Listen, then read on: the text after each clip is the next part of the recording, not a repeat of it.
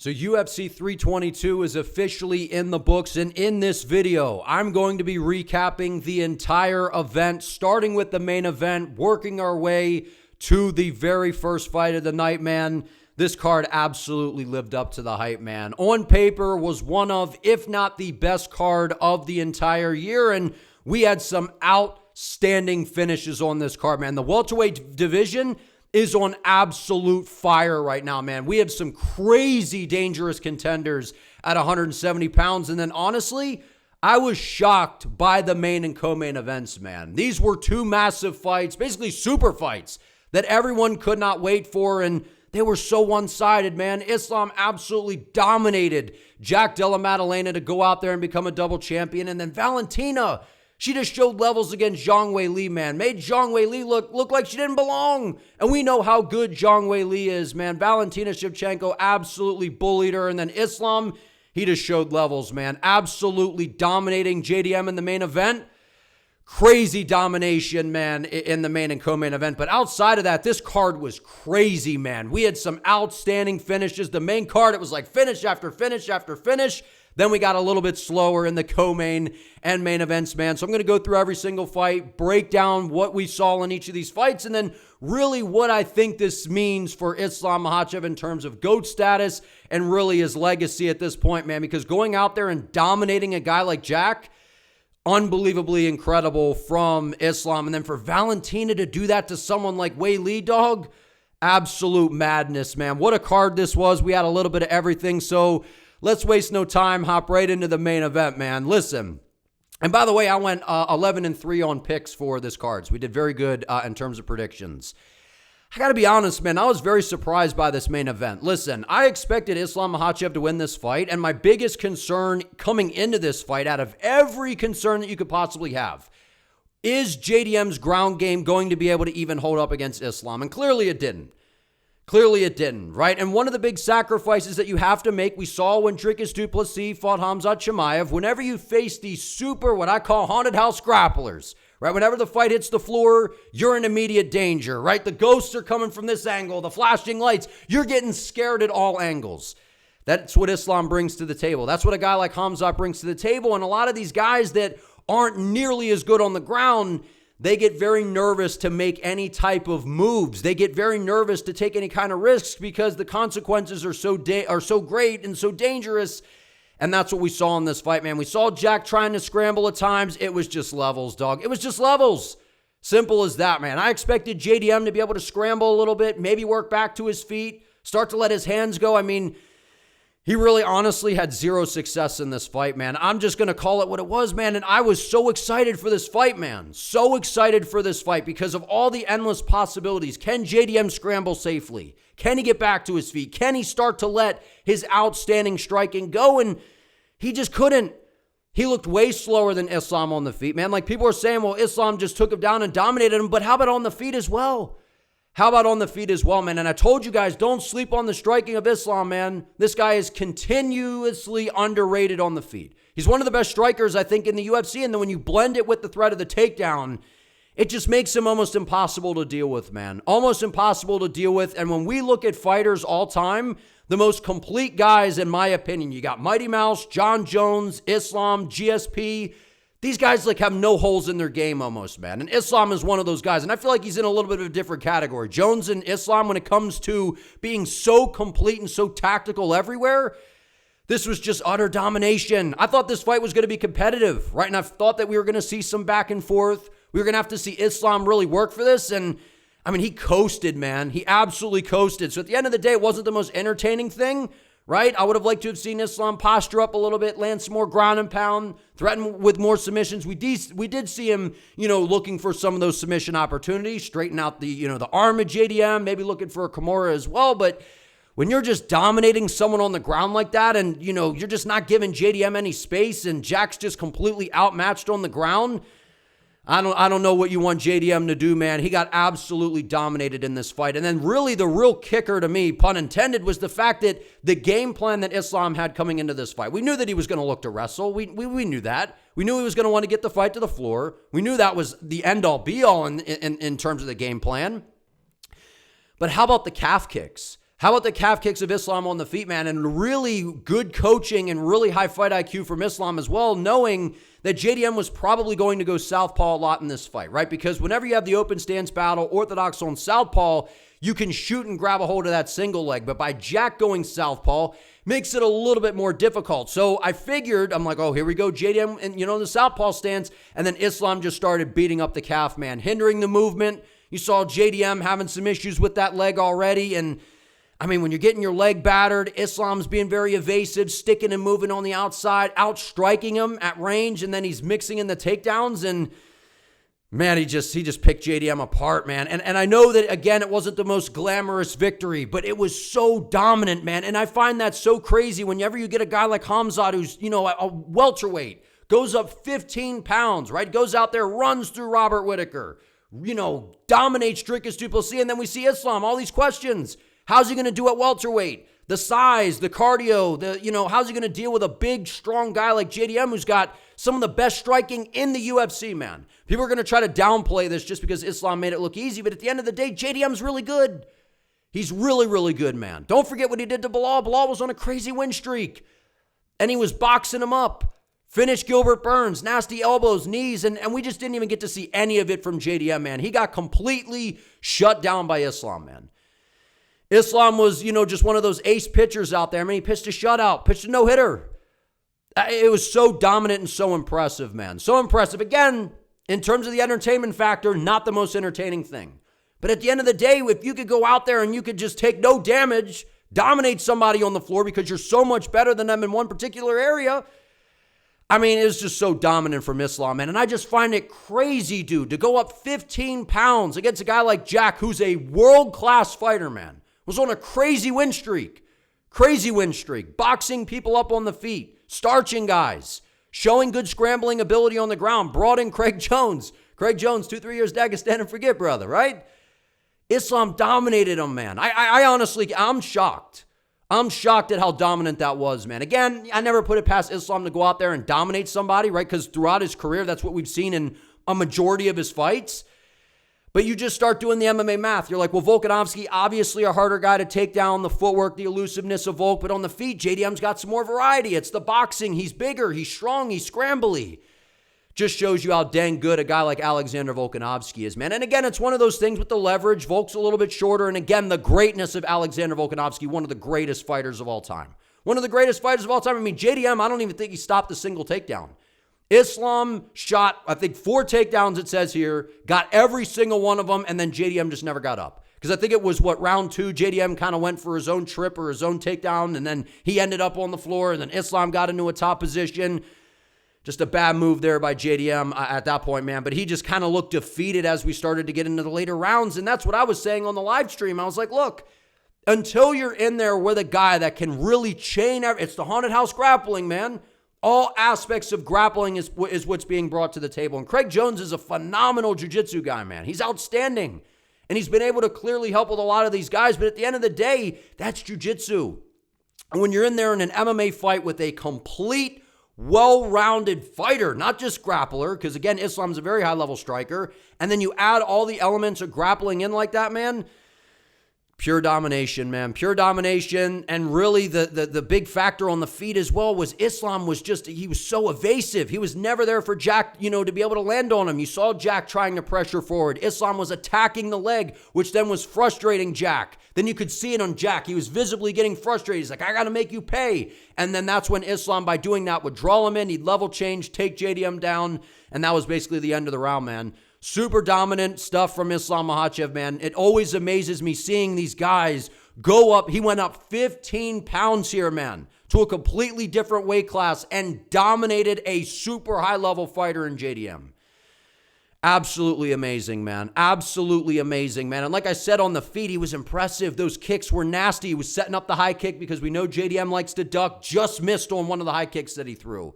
But that calf kick was filthy, man. He was starting to bruise up the leg of JDM, was hindering the movement, and that just felt like it was the undoing. JDM wasn't having any success on the feet really at all. He was landing a few jabs here and there, throwing a couple kicks out, but Islam was just very, very, he was skirting around, maintaining a really difficult range for Jack to deal with. And then as he was attacking the leg, Jack would try to pressure forward, and then boom.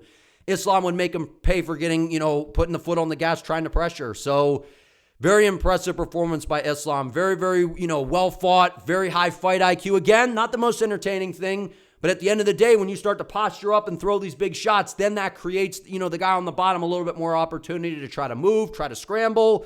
But that's kind of what I was saying coming into this thing, man. Like, Craig Jones obviously is a wizard on the ground, but this isn't jiu-jitsu. Obviously, he's going to be able to help you. And JDM, a good submission defense, because Islam was, trying to put him in a couple positions, was looking for some different sub attempts. So JDM was ready, and he defended those well. But the problem is, man, it's one of those things where if you're not going to get submitted by a guy like Islam or Hamzat, and you're not going to really scramble, bump, and really try to create all the, this space, you're going to get controlled, man. And that was the worry I had for Jack in this fight, is if he got taken down, was he going to be able to get back up? Was he going to be able to scramble safely? And really, it was just him. It was complete levels, man. Islam was just so many steps ahead. Even when Jack was scrambling, Islam's control, his pressure, the way that he was just flowing and gliding right over the top of Jack, the wrestling added in with the jiu-jitsu and all the other grappling elements. There's really no weaknesses in the game of Islam, man. And him going up to 170 pounds, his cardio looked great too, right? All that grappling, top-heavy pressure, really wasn't spending too much energy. Because if JDM was able to stuff some of the takedowns, stuff the head, get back to his feet, scramble, and make Islam work a little bit, that's where things I felt like could have gotten interesting, to where we could see Jack start to move forward, start to let some of the boxing go.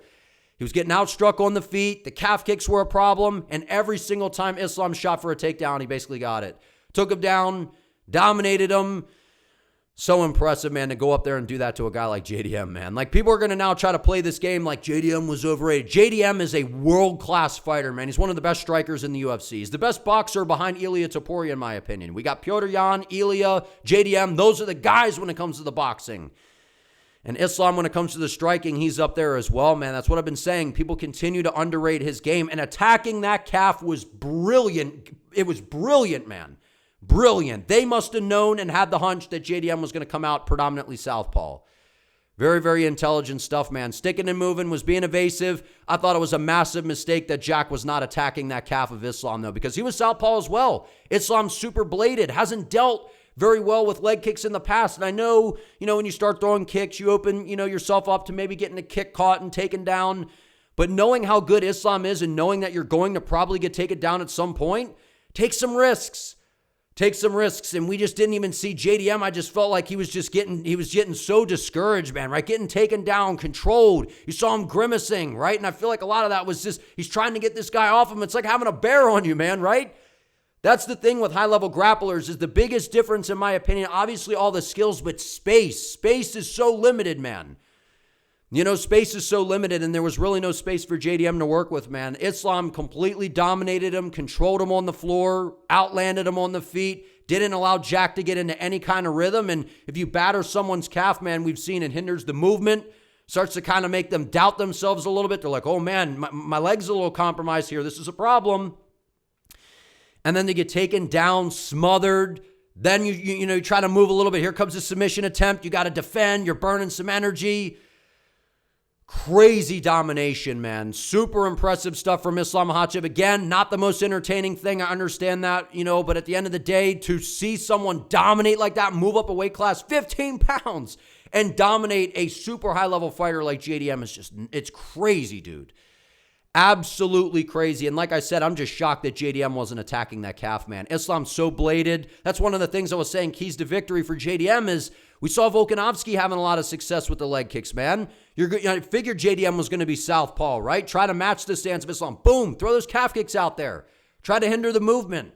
Try to make him more of a stationary target. Make it harder for him to plant and shoot those shots. Right? And I thought that that's what was really impressive about Islam in this fight, as well as the takedowns out in space, man. Him getting to the single, him getting to his trips, shooting a nice double leg. We got to see the shot speed in this fight from Islam Makhachev, which is something we don't always get to see. We saw it against Moicano. We've seen him have to take guys down out in space before, but really in this fight, man, he dominated. He dominated, man, and I just didn't see utter domination like that. Of course, it was a possibility. Anytime that's a possibility with Islam, but I thought Jack was going to be able to scramble a little bit, was going to be able to maybe find some moments on the feet. Islam completely pitched a shutout, man. Shut him down at every aspect. JDM will be back, though, man. I really like Jack. Cool as a cucumber, man. Super calm. right? Came out with an angry look. I'm like, Jack looks pissed, man. You know, feels like he's got a chip on his shoulder, a point to prove. He'll be back, man. He'll be back. Islam Makhachev is honestly a nightmare for everybody in the weight class. That level of grappling mixed with the striking on the feet, I mean, there's really no holes in his game. The biggest critique I always had for Islam, if I had to point out something, was his footwork on the feet. And his footwork looked really good in this fight for the moments that we were on the feet, man. He was sticking and moving, picking his shots well, pulling JDM into those calf kicks. It was a well-executed game plan from Islam, man. Went out there, displayed good fight IQ, controlled him on the floor, just didn't allow Jack to have any moments whatsoever. JDM was throwing a few jabs, but again, Islam looked quite a bit faster as well. I know that he wasn't, blazing out there with the speed, but I could notice he was in and out of range to where Jack just was not able to find him, man. He wasn't able to find him. It was a very impressive performance by Islam. Pitch a shutout. And like I said, to go out there and do that to a guy like JDM who was on a crazy win streak and was coming off of a massive win over Bilal Muhammad, it speaks to the volumes and the volume and the level of a guy like Islam, man. Going out there and doing that. And, what's next for both guys? I think JDM's probably going to be right back in the mix to fight a contender, right? He's a super exciting guy to watch, and I think he does, very well against pretty much everybody in this division for the most part. But Islam, it's just levels on the floor, man. It's levels on the ground, man. I thought Islam would be able to find a submission in this fight. I just figured Jack was going to make a mistake at some point, and we were seeing some mistakes, but he defended the submissions well, man. So they definitely had him prepared, to be able to defend against the submissions. But at the end of the day, he just got dominated on the ground, controlled, got the calf beat up, which, that just sucks, man. You get dominated on the ground, and now your movement is being hindered. You're getting outlanded a little bit on the feet. Then you got to worry about the takedown. Islam just scrambled his brain, man. And I think Islam Makhachev, man, I think he's the GOAT, honestly. I really think that he's the GOAT. And really in the conversation, it's GSP, John Jones, and Islam Makhachev is how I look at it. Those are my top three, right? So really when we talk about GOAT, it's basically opinion-based, right? John Jones, never lost, goes out there, right? Dominates Surlgan. He's, fought so many different generations of fighters, which is so impressive. But we know John, with some of the issues he's had, right? GSP's had a couple losses in there as well, but so complete, man. All three of the guys are so complete. But for me with Islam, what just takes him to almost, why I'm like, in my opinion, I feel like he's the GOAT is because you beat a prime Volkanovski, man. You take that win streak away from Volk. Again, the rematch, short notice for Volk, but perfectly timed high kicks. Set him up for that. You take the win streak, the crazy run that Charles Oliveira was on at lightweight. You go out there and you take that away from him, and you beat him. You go out there and you beat Dustin Poirier and submit him. Dustin Poirier is one of, if not the greatest fighter to never win an undisputed title. I know he won the interim 55 belt, but, to go out there and do that to him, right? And that was basically a dominant performance. I know Dustin, split him open, landed some shots here and there, but for the most part, that was just basically Islam outstriking him, right? The grappling wasn't really working. DP was defending pretty well, right? Which shows how good the takedown defense is of Dustin Poirier.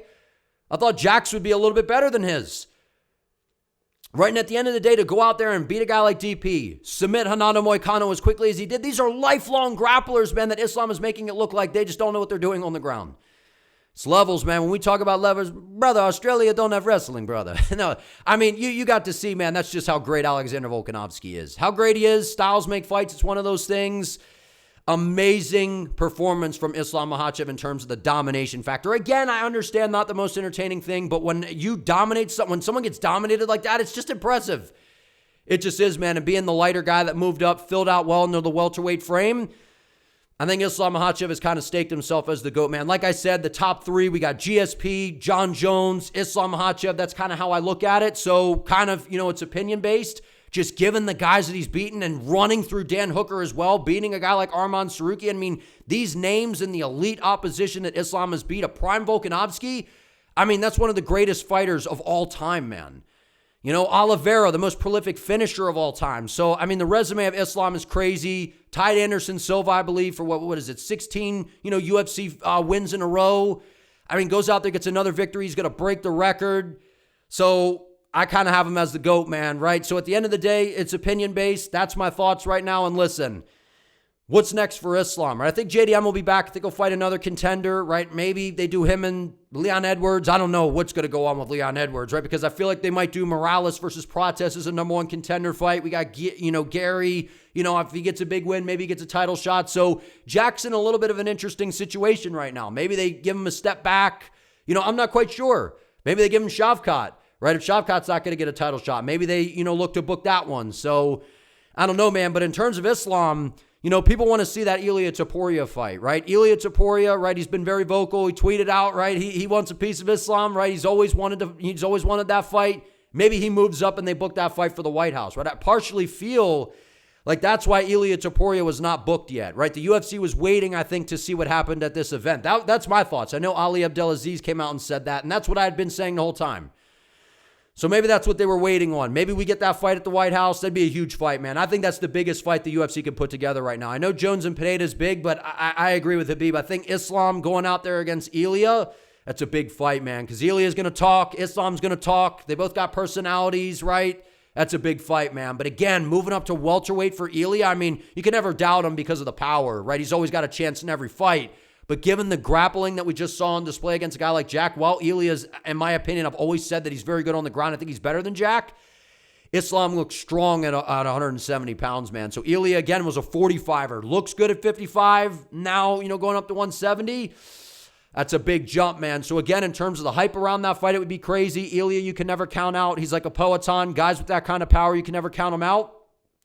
It'll be a tough fight for Ilia, I'll say that, man, seeing what we just saw from Islam Makhachev. So realistically, I mean, maybe we get that fight next. I don't know if the UFC looks to go that route. Maybe they just, keep Ilia at lightweight right now. After, seeing that performance, I don't know, maybe the UFC looks for him to defend. If Arman could go out there and beat Hooker, we got a big fight as well with Ilia and Arman. But I honestly would like to see Islam, I want to see him defend the belt, obviously, against an established welterweight as well, man. I mean, the Ilia Topuria fight, if we could get that, that's amazing. I mean, I'm all for it. But I'm saying, he's saying that he wanted to fight Kamaru Usman, right? And I've been vocal saying, man, we got guys like Morales, Prates, these crazy, dominant guys that we're seeing are super exciting in this division right now. Usman, right, gets knocked out by Edwards, loses by decision, loses to Chimaev on short notice. But he goes out there and dominates a dangerous guy like Joaquin Buckley. I got to be honest, man. As much as I don't want to see Usman get the title shot right now because we got other deserving guys, I feel like stylistically he might be the only one that can put up some sort of a battle really against Islam. I know stylistically Shavkat seems like he has a style, but he's been away for a while. I don't, think that they're going to give him a title shot. Stylistically, Usman might honestly have the best chance at kind of keeping up with Islam because we saw that was on short notice against Hamzat. Again, he got dominated in round one, but then we saw him build back into the fight. Usman's got very good wrestling. He's one of, if not the greatest welterweight of all time. It's between him and GSP, right? So he's not in his prime necessarily anymore, right? And I know he wants the title fight. So to me, Islam versus Usman is a very intriguing fight. But given what we have at welterweight right now, like we have so many dangerous contenders right now and so many guys that have been active and deserve it. I understand what Usman has done, but again, that's kind of in the past to a degree, right? No one's taken it away from him. But given what we're seeing at welterweight, the division's on fire. I think it's the best division in the UFC right now. But with Islam winning the belt, there's going to be a lot of questions that people have in terms of who can actually be competitive. It's the same. This is exactly what I said in my full card video at the very end. I said, I have a feeling we're going to see a new monster unleashed with Islam at welterweight, and we're going to be sitting up here like I am right now, like I said in the recap video, saying who's going to beat this guy, man, just like what we were saying about Chimaev. I feel like that is where we are at right now with who I think is the GOAT in Islam Makhachev, man. Crazy win streak. He's got some amazing wins on his resume. Dominant victory over JDM, man. I thought JDM was going to be able to battle in this fight a little bit, and this was easy work for Islam Makhachev, man, which is very, very surprising to me, to be honest with you. I thought that Jack was going to be able to scramble, was going to be able to create some opportunities. Islam gave him no moments, man, whatsoever. Beat him up on the feet with the calf kicks.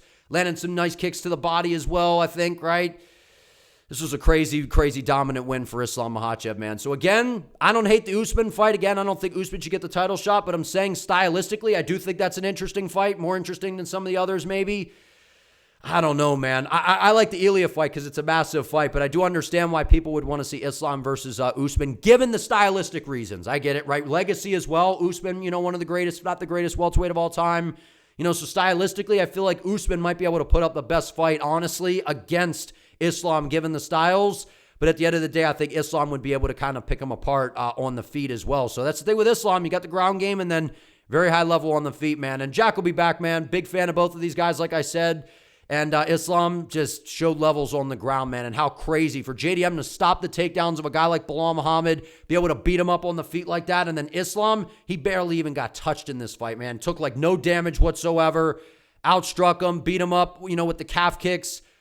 Crazy domination from Islam Makhachev. Super impressive, man. Crazy, dude. Crazy seeing a guy go up and do that, man. Nuts.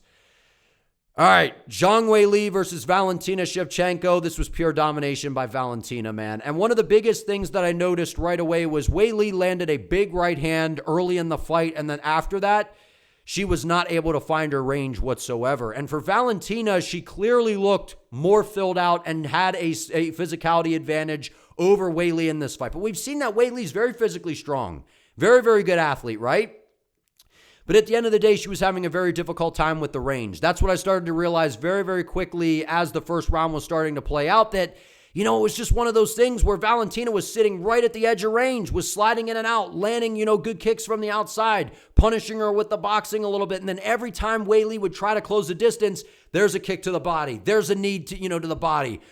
Just putting water in the basement, man. Knew that Zhang Weili's very tough. She's got, that explosive side to her, but Valentina with a very, very intelligent game plan, man, to target the body early and often. She knew that Weili was going to have to close the distance, and what a better way to attack somebody in that way than to just target the body, man. And every single time she got a takedown, it was basically kind of like the Islam fight to a degree. Every time she got the takedown, we're just like, the round's over.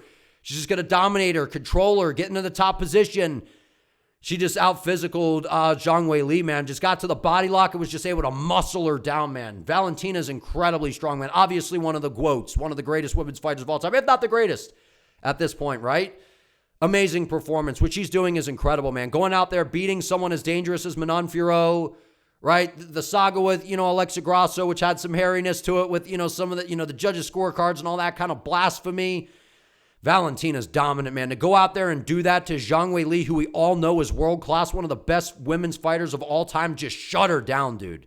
Shut her down, was outstriking her on the feet, attacking her from range. Weili should have had a much heavier boxing approach. I wouldn't have been throwing so many kicks if I were Weili. Would have just tried to go with a high guard, get to the inside, kind of like Ilia Topuria, right? Knowing that you don't have the range, right? And Valentina was just sliding away, and Weili just couldn't find her. She just couldn't find her, and it was like that all night long. And then Valentina would start to open up, attack the body. You'd see Weili kind of back up. She was starting to wear some of that damage. Those body shots were nasty. I figured Valentina was starting to kind of set up a high kick. We saw it, but Weili was, very aware of it. It was high fight IQ for Valentina, man. She knew she had an advantage on the ground. She knew she had a physicality advantage. And on the feet, she just picked her apart. She was picking her apart from range, dominating her on the floor. And every time Weili, because she was going to have to close the gap because of the reach and, the length that Valentina was able to keep her at that range. And whenever you're crashing in like that and you're that taller fighter and you got nasty knees like Shevchenko, that Muay Thai was on display last night, man. Some good hands, good kicks. Right in those knees to the body. The body work of Valentina was nasty, man. She really put it on Zhang Weili, man. I'm very impressed. Very, very impressed because I thought that this was a coin flip fight. I could have seen this going either way, right? And we just really didn't see lighter fighter skill in this fight whatsoever. Valentina Shevchenko, to me, looked a little bit faster, more technical. Weili was just way too predictable, throwing these, kicks with nothing behind them, just blind kicks, right? Naked kicks, I should say. Just throwing these kicks, right? And Valentina's just getting out of the way, not even close. Weili's just kind of spamming 1-2s, not finding the target. Masterful performance from Valentina, man. And taking her down and controlling her like that on the ground. I mean, just dominant, man. I'd like to see her in a super fight next, man. Because, I know Natalia Silva's, putting in some good work. Natalia Silva's an interesting fight next, right? Because she's explosive, very dynamic on the feet. I feel like that's a fun fight. But again, how's the grappling? Brother, we got to check the grappling. Because Valentina, like I said before, is world-class on the feet, and people tend to forget that because her grappling has gotten so dominant and so good. And now that she can mix it all together, it's kind of like Islam. Very well-rounded, really no weaknesses, good everywhere, has an advantage over you somewhere, which is exactly why when we talk about GOATs, right, with Islam, John Jones, GSP, guys like Mighty Mouse, they always seem to have some sort of advantage over you somewhere, no matter how great the opposition was. They had some sort of advantage somewhere. That's what Valentina has. That's what Islam has. This was dominant, man. I can't believe how dominant this was, man. I thought that this was a coin flip fight, and it didn't look anything like that, obviously. This was a clean sweep. Valentina pitched a shutout, beating her up on the feet, dominating her on the ground. If Valentina doesn't get a super fight with like, a Kayla Harrison or something like that, I'd like to see her versus Natalia Silva. I think Erin Blanchfield gets beaten up by Shevchenko, man. Shevchenko's ground game can hang with Blanchfield, I think. She might even be better. And even if she's not, even if Blanchfield's a little bit better, it's not by much. And on the feet, Shevchenko's way better than Blanchfield. I think she'd dot her up on the feet. I'm more intrigued to see Natalia Silva versus Shevchenko, given how fast and dangerous Natalia Silva looks on the feet, man. That's how I'm thinking about it, right? And considering that Silva just was able to go out there and, beat up on, someone like Alexa Grasso like that was very impressive. So I'd like to see Shevchenko versus Silva next if Shevchenko, defends her belt again in the weight class. But I wouldn't be shocked if she gets a super fight, man. Going out there and doing that. Again, not the most exciting thing, but pure domination. Smart fight. Didn't take much damage whatsoever.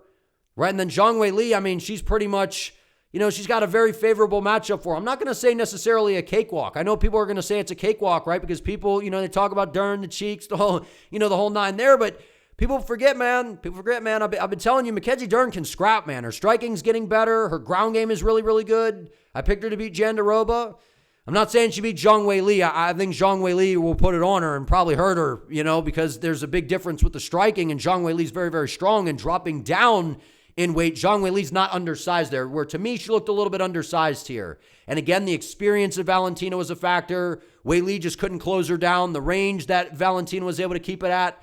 It was a great performance by Shevchenko, man. But Zhang Weili's got a very, very, very favorable matchup for her, waiting down at her at natural weight class where she could go down there, and I think she could beat Mackenzie Dern to win the belt back, man. So not, again, Weili took, the risk, dared to be great, moved up. I'm a massive fan of both of these women. Pure domination from Valentina Shevchenko. I didn't expect that, man. But like I said, Weili's got a very favorable matchup for her down there against Mackenzie Dern. Again, you can't sleep on Dern's ground game, because we saw, if Dern can get the fight to the floor, get into her world, she's got some nasty submission skills. So, you never know, but it just feels like that fight is pretty lopsided on the side of Weili just going out there being stronger. Her grappling looks very good in that weight class. We saw how she held up against Suarez. Again, the size factor, the technicalities, the experience, the quoteness of Shevchenko just took over in this fight, man.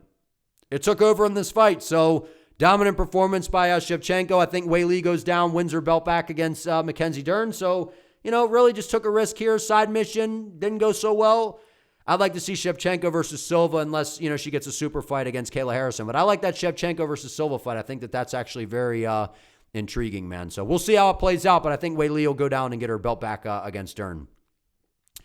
Sean Brady, Michael Morales, man.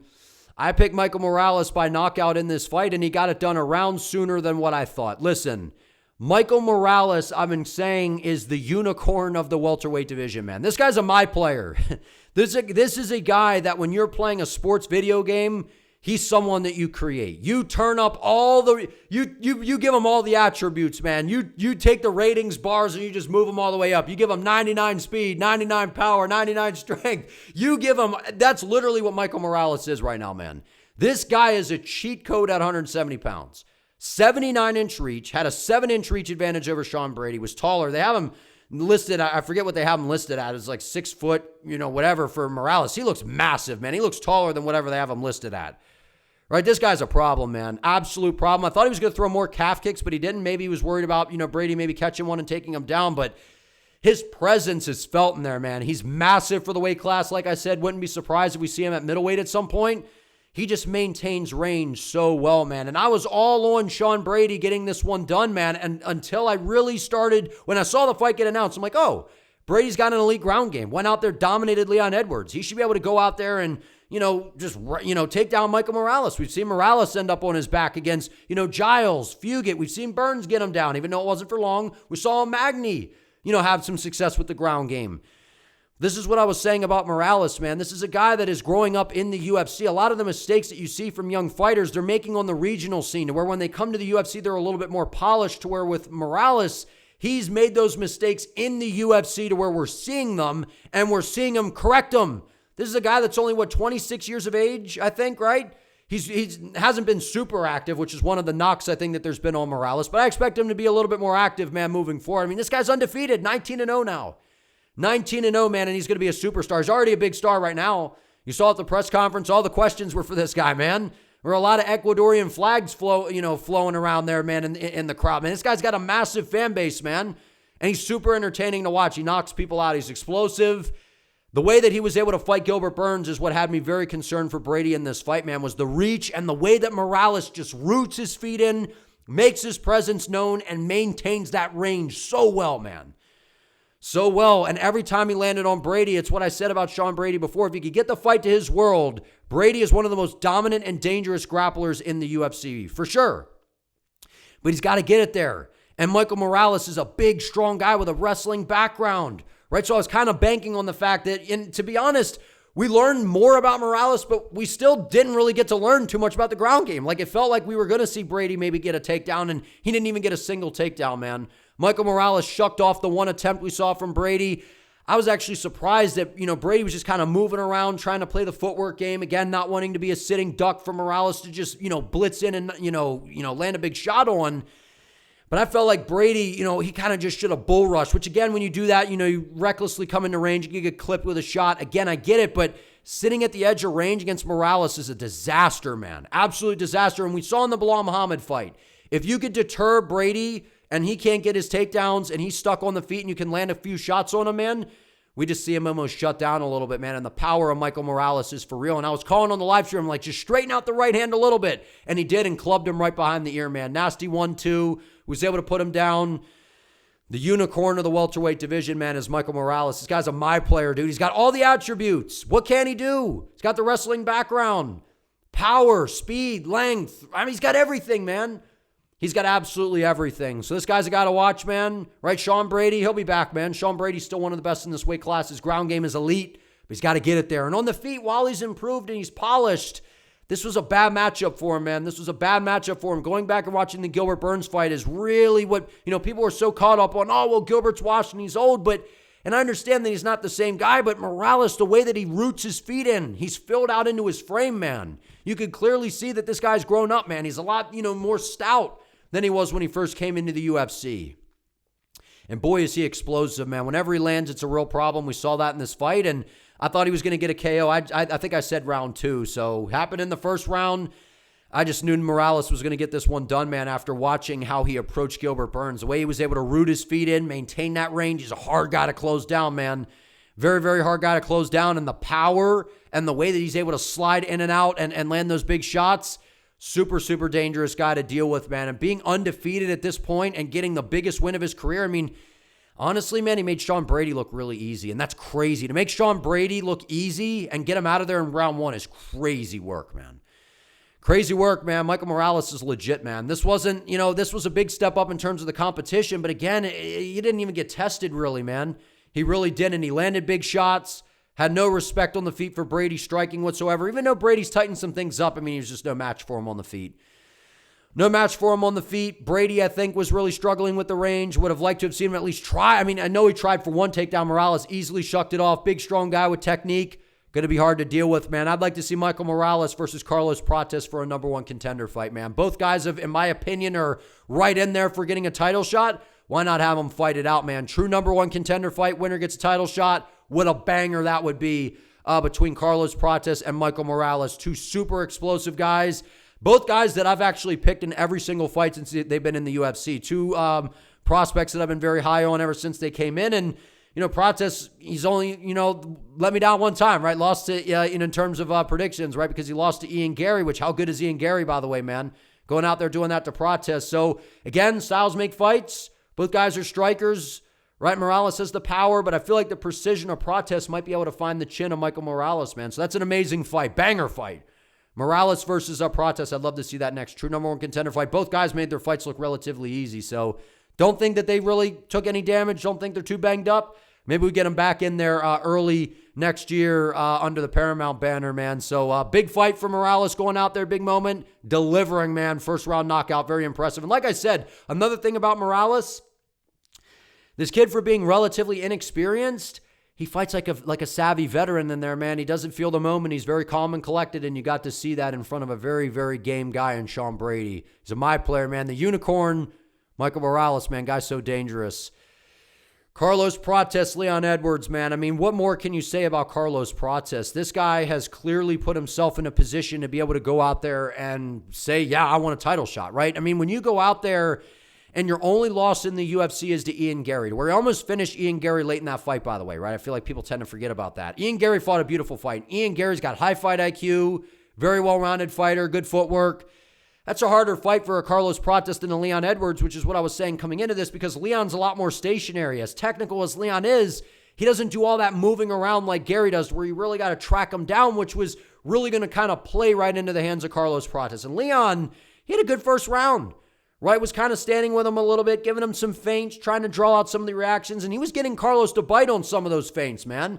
Then he was able to close him down, was able to take his back, and I thought Leon actually probably won the first round. Right, so it was actually a very good round, very smart fight from Leon Edwards. And then Prates was talking to him, man, up against the feds, talking some shit, and maybe that got into the head of Leon a little bit, man, right? And then Prates at range, man, he's so dangerous. And Prates, right, again, this guy's got decent grappling, right? People tend to underrate his grappling. They're like, oh, he's just a striker. I'm like, no, man, he's pretty good on the ground. You saw that against Gary, and you saw it in this fight. Got put in a tough position. Right, was able to make it through the round. He was okay, right? Leon got to his back, which was very impressive of Leon Edwards. But then at range, I mean, Prates is a nightmare. Literally his nickname, a nightmare. He's got a system, right? He could jab from range, throw those calf kicks, right? And he was starting to, affect, Leon with those kicks, man. Right, I expected Leon to maybe go a little bit more orthodox to try to kill that calf kick, but Prates is so dangerous, man. And I picked Prates to win this fight, man. And I said I think by a decision, but I could have very much have seen a KO. Right, I just respected Leon's skills, man. He's very, very high level, right? Never been KO'd before, but he had also never been in there with an elite striker. So to see Prates go out there and starch him with a straight left hand down the pipe like that was unbelievably impressive. And then Leon was like smiling on the way down. He was like, that was wild, man. Wild stuff, man. Prates he's a nightmare, man. He reminds me so much of Alex Pineda in this weight class. Again, very different, like the way that they kind of fight, but the movement, the hands, their frame, these whippy, snappy, torquey shots that just have power that doesn't even make sense. That's Carlos Prates, man. Love watching this guy fight. To go out there and starch Leon Edwards, right? Leon's losses are to grapplers for the most part, right? Going out there, getting, taken down, dropped on his bald spot by Bilal Muhammad, getting taken down and subbed by Brady. Those are pressure grapplers. To go out there and starch Leon, man. Wow, dude. Super impressive stuff from Carlos Prates, man. And picking him apart, right? I've said that about Prates. He can pick you apart from range, be that Mr. Methodical guy, can check kicks well, was defending, which, again, that Muay Thai style, bouncing the lead leg, was going to be able to, block the kicks that Leon was going to try to throw if Leon was going to try to attack the leg. So Prates just shut down his striking game, man. And that's why Leon knew he had to grapple. Maybe got in his head a little bit because Leon was standing in front of him, a little bit too much there in round two, which I knew was a disaster, man. Didn't move his head. Prates right down the middle. Man, is Carlos nasty, man. This guy is definitely one of the most entertaining fighters in the UFC right now, for sure. Reminds me so much of Poatan, man. Different, but yet very similar. And just torquey, crazy, whippy power that just doesn't even make sense, man. It's insane. Absolutely insane to flatline Leon Edwards like that, man. Have him smiling on the way down. That is absolutely crazy, dog. Prates is the nightmare, man, for real. Amazing performance, man. Like I said, I'd like to see him and Morales for a number one contender fight in order to get the title shot. Crazy win doing that to a guy like Leon Edwards, man, because we know Leon's a good striker. To outstrike him, pick him apart, and then pull him into range, land those knees. Like I said, Prates can strike at range, and then he can pull you into those knees, man, on the inside. So you're not safe at range. You're not safe in close. You just got to take this guy down, man. You got to catch him with a shot when his hands are lower. You just got to take him down and try to beat him up on the ground and kind of do what Gary did and try to neutralize him, man, because if not, you're getting knocked out. That's the bottom line. Knocking out Neal and then Edwards, guys that have never been KO'd back-to-back, is insane, man. Prates is so good. All right, Beneil Dariush, Benoit, Saint Denis. This was incredibly impressive, man. I thought that BSD was going to get a knockout in this fight, but I didn't expect it to be in the first round like that. Basically, the first exchange. And the worry for Dariush at this point, I honestly am at the point where I would like to see Dariush retire. That's kind of where I'm at, man. And it's crazy because at one point we were talking about Dariush as a guy that was supposed to be, possibly getting a title shot. To now, looking like he's 50-some years of age, right? 60-some, whatever, right? He's wise, got the gray hair in there. Missed weight by a couple pounds, which had me worried. I'm like, what's going on there? But this, to me, was just a styles thing, right? People are like, well, Dariush beat Moicano, and I picked Dariush to beat Moicano, right? Moicano butchered Saint Denis and, MMA math for you. This was one of those examples, right? And I said before, BSD is one of these guys that he's just a tornado of just monsterness, man, right? Big power, right? Oscar the Grouch, hamburger face. Look, you know, he's got all these attributes, man. He's powerful, got a good ground game, good gas tank, power, you know, nasty kicks, likes to get into a scrap, right? But now that he's got head coach Nicholas Assad, who coaches Nasruddin Imavov, I mean, we're just seeing them really refine Benoit Saint Denis and basically putting him on a seek and destroy mission. None of this, you know, just crazy brawling and going out there and just, we want to have a war, as Benoit would say, right? Not so much that anymore. Let's go out there with a game plan. We know what the opponent's weaknesses are. We're going to exploit them. That's how we're approaching this fight. That's what he did to Dariush. He knew getting in close, Dariush is chinny. He doesn't have a good chin, man. We saw Moicano, and listen, I know that he got knocked out by Oliveira, got knocked out by Arman, and I think that those guys, they're hard fights for Benoit Saint Denis, obviously. And it's not to say that they can't finish a guy like BSD. But to go out there and get dropped by a right hand of Moicano, and again, it was a good straight right hand by Moicano, but Moicano's got decent technique, but he's not known for his power. And if you're getting dropped badly by him, it's going to be a bad idea to get hit by Benoit Saint Denis, man. And again, in close, they got into a little exchange, you know, in the clinch. Dariush, they slipped or whatever, and Benoit uppercut, boom. Left hand right around the guard, man, and just starched him, sent him face first into the canvas, man. BSD back again, man, right? So I picked him to beat Prepolek. I was wrong about the Rufy fight, right? Goes out there, dominates Mauricio Rufy, shows levels on the ground, now goes out there and starches Dariush in the very first round. Wants a BMF fight. I'd like to see Benoit Saint. I mean, I know that Gamrot just lost to Charles Oliveira, but I would love a Gamrot versus Saint Denis fight. Again, you know, Gamrot got the big step up, didn't get the win. So, and Dariush, again, you know, he was able to beat Gamrot. Saint Denis going out there, starching him. So, I don't know what the UFC does in terms of the matchups, but man, Benoit, he absolutely deserves a big fight next, man. Going out there against a dangerous striker like Mauricio Rufy, landing good kicks on him, taking him down, dominating him, and then going out there and starching Dariush, sending him face first in the canvas in round one is crazy, man. I expected a finish from Benoit in this fight, but not in round one like that, man. Devastating knockout by BSD, man. And he's back, man.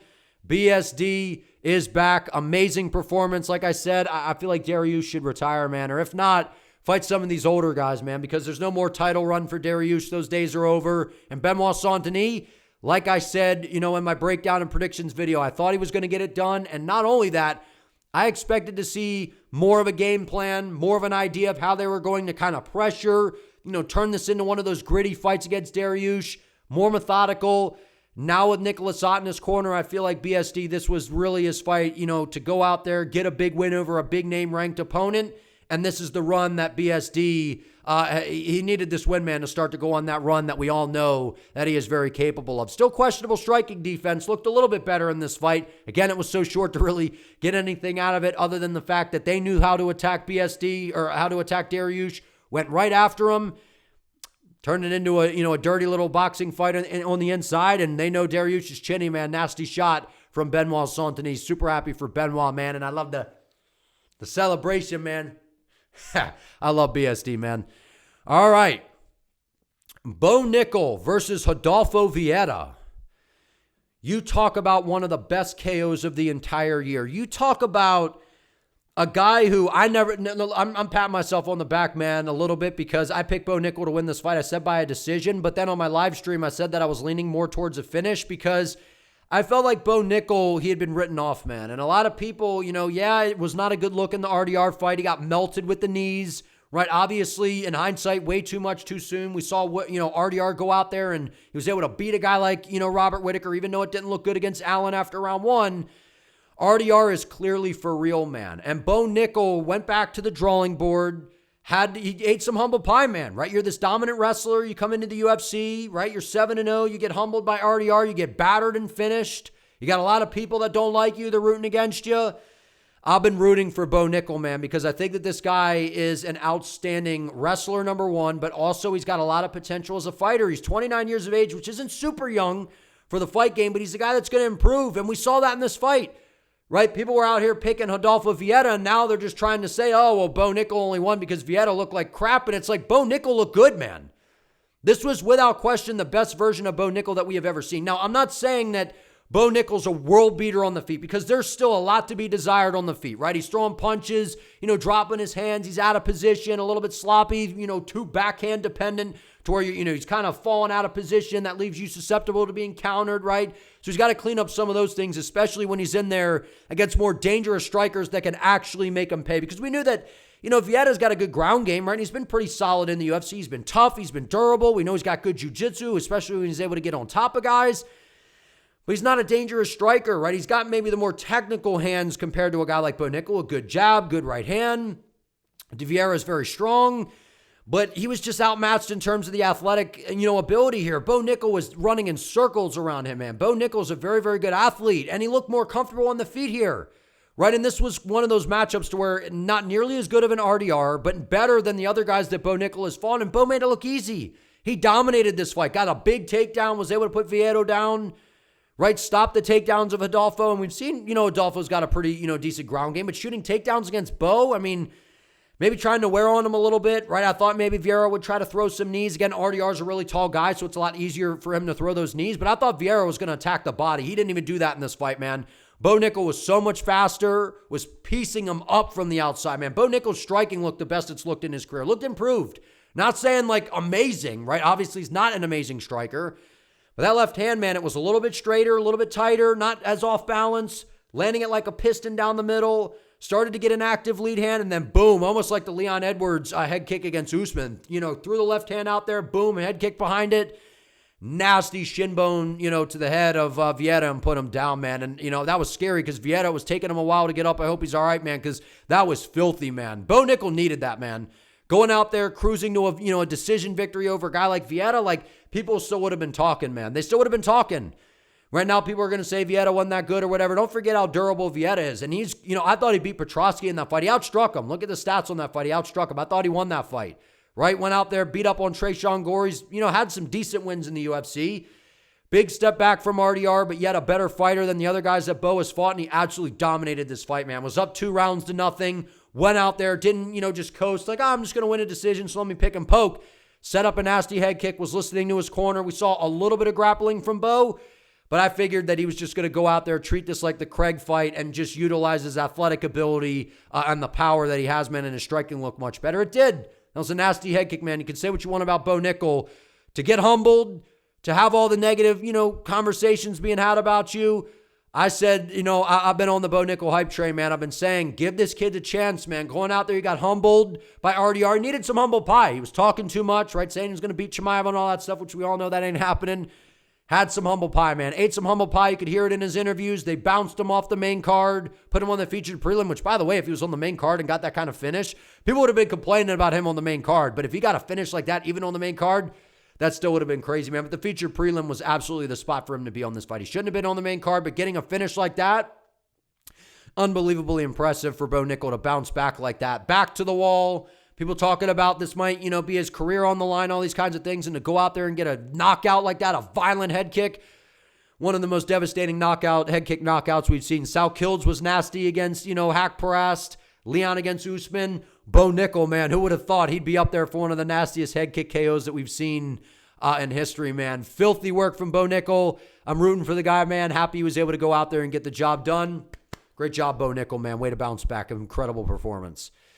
Roman Kopylov, Gregory Robocop. I picked Robocop to win this fight. I said that he would get a knockout, and I wouldn't say that we were close, right? He was landing some big shots, but at the end of the day, I was a little bit worried in round 3 because I saw Kopylov starting to open up a little bit, but I thought Roman should have thrown a lot more head kicks, man, because Robocop was throwing that right hand. He was getting a little bit, lazy offensively, but you just can't pick Roman Kopylov in a fight like this against a big powerhouse like Robocop, because you saw in the Costa fight, Roman Kopylov looks like a deer in headlights a lot of these times, man, against these big power hitters. Right? I know he's got this super technical style, right? Good hands. His takedown defense actually looked really good, but it was even the thought of Robocop introducing the takedown that kind of slowed down Kopylov a little bit, right? Kopylov was timing him, utilizing a little bit better footwork than what we had seen, and that's one of the reasons I picked against Roman as well. His footwork's not good, and he allows these big powerhouses to just march him down. You can't do that against Robocop, man, because Robocop's big, he's powerful, he's durable, and he just kind of just was picking him apart, and that's what I said the most impressive thing about Gregory is not only, what is he, 30-some years of age? I need to see a birth certificate, dog. This dude looks like he's 50-some years old, man. kind of looks like Obama a little bit as well, right? Goes out there, looks old, right? But he's in there and he's being a lot more methodical, right? His defense isn't the best, but he's working with Henry Hooft, right out there, landing some big shots, being, kind of picking and poking a little bit, not just banking on the big power, gassing himself out like we saw in the Cannonier fight. He learned from that Gerald fight, man. To go out there, starch a guy like Hermanson, come out here and outstrike a really technical kickboxer like Kopylov is a very big step in the right direction, man, for Robocop in terms of his striking. We know he's got a good ground game. I'm actually surprised at how easily Kopylov was able to defend. But Robocop, he clearly won this fight, man. I thought that he probably won all 3 rounds. I think, we heard a 29-28 in there. Maybe that was them giving Kopylov, I assume, round 3 because Robocop was on the back foot a little bit more. But I thought Robocop either way clearly won this fight. He looks good, man. Going out there being more technical, more patient. Again, when guys have power, they have the grappling, they have those threats, we just see Kopylov, he tends to freeze up and not be the same kind of guy that we see in a fight like when he's in there against a guy like Chris Curtis. Great performance by Robocop. Give him a ranked guy next, man. I'd like to see Robocop versus Costa. I feel like that'd be a fun fight. Or Robocop versus, I don't know, someone like Marvin Vittori or Roman Dolidze. I don't know. I feel like that'd be fun too. But I like Costa versus Robocop. I feel like that'd be a fun fight. 2 big jack guys going at it. Aaron Blanchfield, Tracy Cortez, amazing performance from Blanchfield, man. It was looking a little dicey there in round 1 a little bit, right? Round 2, right? Because the thing with Tracy is she's got some scrappiness on the floor, right? And if you go back and watch their first fight before the UFC, I think that was maybe an Invicta or wherever that was, and it was very competitive, right? Tracy was able to get it done, and a lot of that was Blanchfield was playing the bottom game a lot, right? She was throwing up a lot of arm triangles, right? Arm bars. She was, triangles, whatever. She was really trying to play the bottom game a lot, right? And that, to me, is what kind of lost her that fight, right? Tracy is a little bit better on the feet, and we saw that in this fight, right? Blanchfield was landing a little bit. We've seen the improvements with her striking, but Tracy's a little bit more seasoned and polished on the feet. That's what happened in fight 1 to where here, I felt like the gap wasn't as great with the striking as it was in the first meeting. And then honestly, we all kind of knew the difference in terms of the grappling was Blanchfield has really leveled up her ground game, man. Her wrestling's gotten better. Her jiu-jitsu's very high level. To go out there, take down Cortez and submit her like that, very, very impressive, man. I mean, she's got herself in the conversation, man. Going out there, beating Thug Rose, beating Cortez now. Her name's kind of right in the hat for potentially getting a title shot against Valentina Shevchenko. Maybe they do, Blanchfield versus Silva as a number 1 contender fight. I think that'd be interesting. But I feel like Silva, given her style, how impressive that was against Grasso, I could see her getting the title shot. But, Blanchfield, honestly, she's in that conversation as well for a title shot. I don't think she beats Shevchenko, but to go out there and submit Tracy Cortez and dominate her like that, very, very impressive from Blanchfield, man. Malcolm Wellmaker, Ethyn Ewing. This kid, Ethyn Ewing's legit, man. To go out there on short notice against a dangerous guy, and Malcolm Wellmaker, who's, one of the most hyped up guys in the UFC right now, unbelievably impressive. 48-hour notice, I believe. Goes out there and dominates, honestly. Outstrikes him, outsmarts him.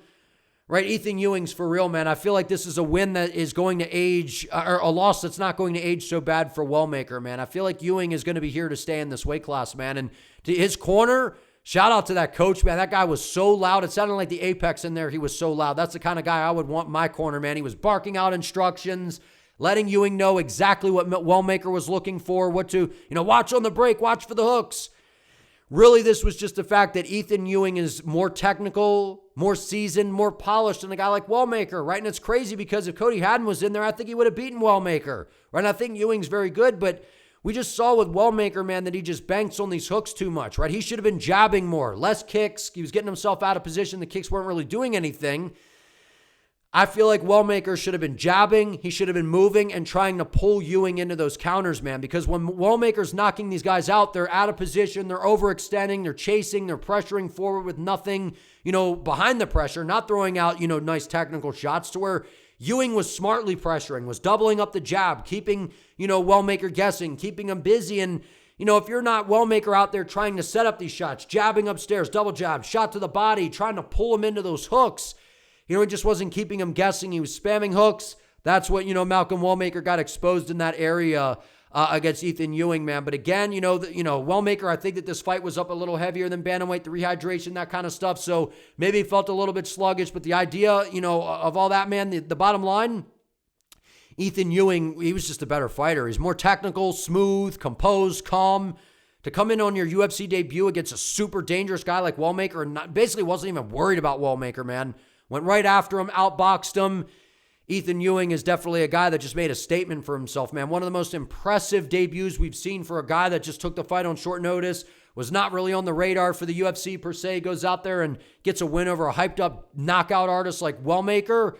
Very impressive from Ewing, man. Excited to see what's next for him. And Wellmaker will be back, man. He just got to set things up better. I feel like if he was fighting behind a better jab, bringing those shots to the body, really pulling Ewing into those shots, if guys aren't chasing and they're being technical, you're going to have to set them up and pull them into those big counter shots. That's what makes Peloton special. Guys like Prates, they have ways to set you up and pull you into those big shots, where Malcolm just kind of banks on guys being overly aggressive. So Malcolm's got some things to work on. And Ewing, man, this kid's good, man. Very impressive. Kyle Daukaus, GM3, man, this was hard to watch. It was hard to watch. We all knew that this was going to happen, right? Either a KO or a sub. DC was like, I'm surprised about the submission. I mean, literally, Daukaus' nickname is the Darcenite, right? Rocked and dropped Mearshart. Like I've said, if it's not going to be the ghost of GM3's past, right, where he goes out there, is getting beaten up, battles his way back into the fight. I mean, he was a sitting duck, man. GM3 is slow. He's like a penguin on the feet. I mean, he's waddly. He's got no footwork. He's slow. This was a disaster, man. It was hard to see that happen to GM3 because I feel like we're all, in a way rooting for GM3, man. One of the most elite guys, honestly, when it comes to the submissions in UFC history, which is crazy, right? All the submission victories he's had in the middleweight division. I think he's got the record, right, for the division at least. So impressive stuff from GM3 throughout his career. I'd like to see him retire, man. I'd like to see him retire. Now, I know Daukaus, very impressive coming back into the UFC. Second stint, called in on short notice, starches Michel Pereira. His striking looks good, man. Improved striking. And we know he's got a good jiu-jitsu game. He's got a very good ground game. Kind of got that RDR bird build, man, right? Kind of got that funny, build to him. Built like a grasshopper, per se. His striking's clean, man. That left hand was nasty. Right down the middle, hurt him. Probably could have TKO'd him on the ground, but just hopped right on the Dar. So I feel like he wanted to prove a point, man. By going out there, hurting GM3. Those days of GM3, the ghost of GM3's past, battling back into the fight, guys fatiguing, got a burp or something there, man. Pulling him into his shots, pulling him into his guard, kind of battling back. Those days are over, man. I'd like to see GM3 retired, man. It's getting hard to watch at this point. Pat Sabatini, Chepe Mariscal. I mean, I was wrong on this one, man. I thought that Pat Sabatini was going to lose to Chepe Mariscal because I thought that Pat, would have success in round one, but I didn't expect him to be able to keep that pace up for 15 minutes. And we know that Chepe is a workhorse. He's a dog, gritty on the feet, landed a big head kick at the end of round one to split Pat open. Pat Sabatini showing that he's a problem in this weight class, man. To go out there and do that to Brito and then come out here and do it to Mariscal. I mean, his control on the ground is flawless. His transition, right? He's one of the more high-level grapplers, honestly, in the UFC, I think, right now, man. This is a guy that we need to start talking about in terms of his control. He's got nasty submissions as well, but Mariscal is very defensively sound on the ground. To be able to control Mariscal like that is very impressive. We have not seen anybody do that, man. And these guys fought years ago, and Mariscal was able to get it done against him, right? And I feel like Mariscal's striking was a little bit better. We kind of saw that in moments. But at the end of the day, it was the control of Sabatini, man. This guy's looking like a problem in the featherweight division because Chepe's very good, man. To go out there, control him, dominate him on the ground like that, that's impressive stuff, man. Not the most exciting, right? And there was a big head kick from Mariscal. Pat Sabatini was landing some shots. Those transitions on the floor, man, he was just a step ahead of Chepe all night long. Very impressive. Angela Hill, Fatima Klein. I mean, we all knew Fatima was going to win this. She's younger. She's fast. She's explosive on the feet. Think she trains with Blanchfield, right? Her ground game's legit. Was able to just dominate Hill everywhere, man. Was able to land big power shots. She was faster, more powerful, dominant ground game. Just got the takedowns whenever she wanted. She's someone to keep an eye on in this weight class, man. In WMMA, she's one of the more exciting prospects right now. Her, Jacqueline Cavalcanti, we got some out there. Natalia Silva, man. Fatima Klein's dangerous, man. That head kick against Melissa Martinez, getting a ground and pound finish to fight before that. I mean, she's nasty, man. Absolutely nasty, especially in this weight class, right? Because I think she lost to, Jasmine Jazdavicius, who's a big, strong grappler. I think that was up a weight class, right? Klein's a problem, man. Nasty power, good speed, good ground game, super well-rounded, dominant performance over Angela Hill. Expected that to get that one done by a decision like that. Very dominant. Baisengor Susarkaya, very good friend of mine. If you know, you know, man. Good friends of mine, Susarkaya, Mr. Su, Samzat Chimaev, good friends of mine, man. Listen, Bysengor Susurkayev, I believe, is an elite fighter. I believe that he is very high level. I believe he is very skilled. To me, he is showing that he is all of 24 years of age and a guy that needs humbling. And he needs humbling in a way that I don't want to see him go out there and get starched. He needs somebody in his inner circle to sit him down and tell him to stop bullshitting around in there, man. He needs to not necessarily be humbled in a way. I know people are going to be like, he needs to be humbled to get knocked out. I don't want it to get to that point. He needs someone in his camp to sit him down and go, stop BSing around in there, man. What are you doing? You have a job to do. You're a minus whatever it was favorite. You're supposed to go out there and dominate Makhachev. I expected a first-round knockout here. Yeah, it was a highlight reel KO, and exactly like I said, UFC, on ESPN MMA, they would post a knockout all over the place, which is what happened. This guy's elite, man. He's got a good ground game. He's very, very good on the feet. Once you get your timing, he's able to knock you out. Those front kicks are nasty. He's got a good, pull right hand. We saw that's how he was able to sleep Makhachev here. It comes down to me that Susurkayev has all the skills, man, but he has got to stop bullshitting around in there, man. He has got to stop doing that, and that's immature. It's immature. Be a professional. Be a professional. You have a job to do. I understand the entertainment factor. I get it. The smiling around. Ha, ha, ha. I get it. And the commentary was horrible. Oh, Susurkayev's tired. He's dog tired. He was not tired at all. That's part of what he's doing. He's clowning around in there. He thinks it's a joke. And I know that he's on a different level compared to these guys, but you need to go out there and you need to show it.